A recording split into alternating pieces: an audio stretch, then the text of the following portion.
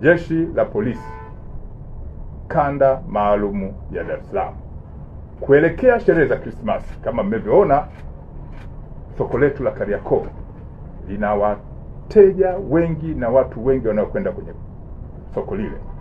Sasa hizo ni dalili za kwamba Krismasi na mwaka mpya vipo karibu. Jeshi la Polisi Kanda Maalum ya Dar es Salaam linaendelea kushirikisha umma katika kubaini, kazi ya kuzuia, lakini pia kutanzua masuala ya kihalifu mbalimbali ambayo tumekuwa tukiyafuatilia.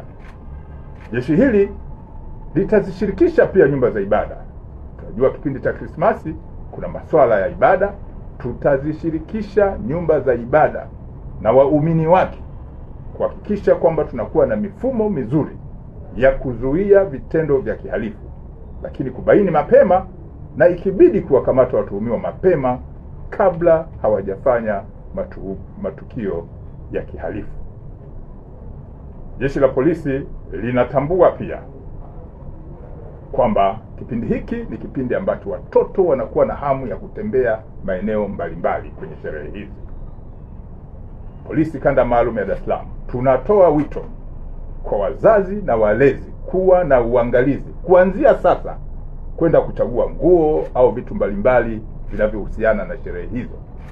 Kuwa na uangalizi mzuri na wa karibu katika matembezi ya watoto hao, hasa kwenye hii mikusanyiko mikubwa ambayo tumeanza kuiona pale Kariakoo.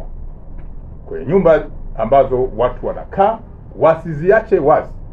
Wakati wote tumekuwa tukisisitiza nyumba zisiachwe wazi ili isitokee fursa ya uhalifu kufanya vitendo vya kihalifu. Swala la usalama barabarani, sisi Jeshi la Polisi Kanda Maalumu ya Dar es Salaam, kwa sababu malengo yetu ni kuzuia, tumeanza ukaguzi wa kushtukiza wa watumiaji au madereva wanaotumia vyombo vya moto. Tutawapima vilevi kwa sababu tumebaini miongoni mwa vyanzo vya ajali ni pamoja na ulevi.